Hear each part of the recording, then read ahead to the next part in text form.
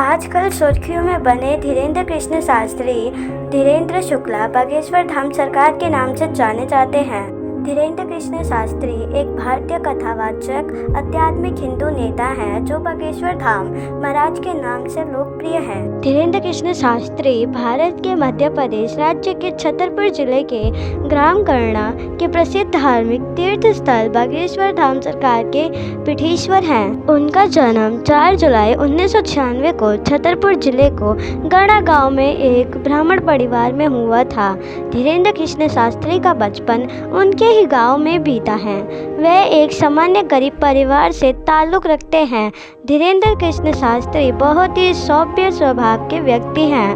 उन्होंने अपनी पारंपरिक शिक्षा गांव के ही सरकारी स्कूल से प्राप्त की। अपने बचपन में आसपास के गांव में वे भीख मांगकर रामचरितमानस और सत्यनारायण कथा सुनाकर जीविकोपार्जन करते हैं। वर्तमान में वे अविवाहित हैं, परंतु शीघ्र ही विवाह करने की विचार कर रहे हैं। उन्होंने ये भी बताया कि ज्योति किशोरी उनकी बहन जैसी हैं तथा उनके और ज्योति किशोरी के विवाह की खबर अफवाह मात्र है।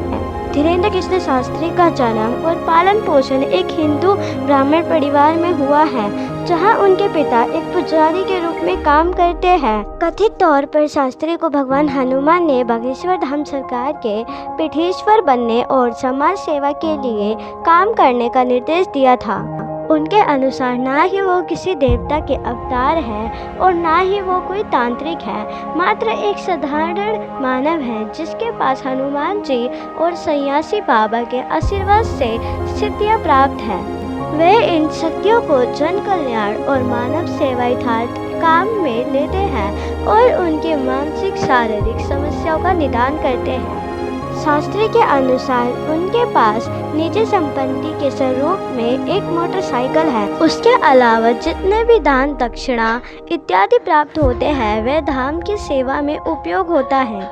उनके अनुसार उन्होंने 9 एकड़ जमीन खरीदी है जिस पर वे कैंसर अस्पताल का निर्माण कर रहे हैं।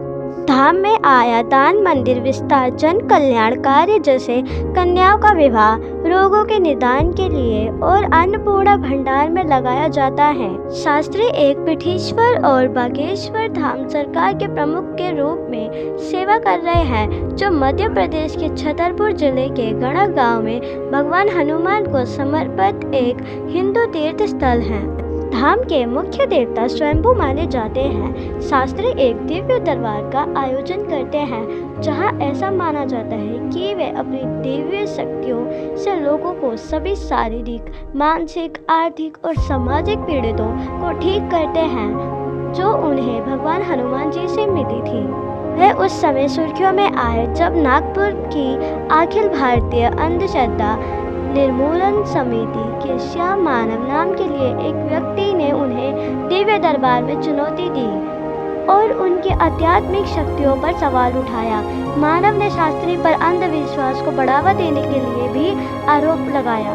जब मीडिया में विवाद शुरू हुआ तो शास्त्री ने मानव को अपने दिव्य दरबार में आमंत्रित किया और वे जो भी जानना चाहते थे उनसे पूछने के लिए कहा। स्वामी रामदेव, सद्गुरु जग्गी वासुदेव, राम भद्राचार्य, साध्वी प्राची, प्रज्ञा ठाकुर और राजनेता गिरिराज सिंह जैसे कई प्रमुख हिंदू धार्मिक नेता उनके समर्थन में आए।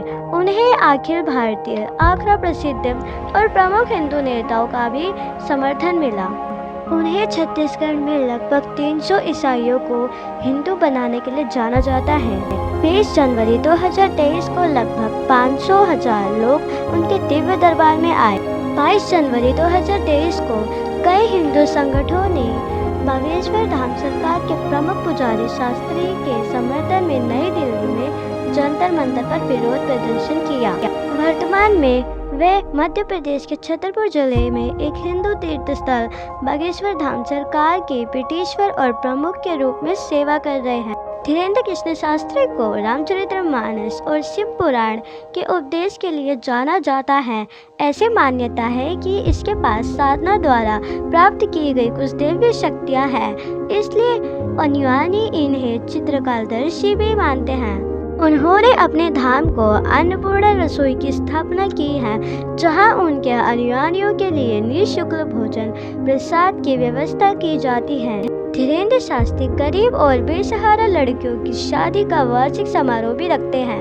वे प्राचीन वैदिक अध्ययन और संस्कृत को बढ़ावा देने के लिए एक वैदिक गुरुकुल की स्थापना कर रहे हैं। 25 जनवरी 2023 को नागपुर पुलिस ने धीरेन्द्र शास्त्री को नागपुर में उनके सार्वजनिक कार्यक्रमों में अंधविश्वासी गतिविधियों को बढ़ावा देने के लिए आरोप में क्लीन चिट दे दी। पुलिस आयुक्त अभितेश कुमार ने कहा कि शिकायत की जांच और अखिल भारतीय अंधश्रद्धा निर्मूलन समिति के संस्थापक शिकायतकर्ता श्याम मानव द्वारा प्रस्तुत सबूत की जांच के दौरान ऐसे कुछ भी नहीं पाया गया जो महाराष्ट्र के अंधविश्वास कानून के तहत कार्रवाई को आकर्षित कर सके।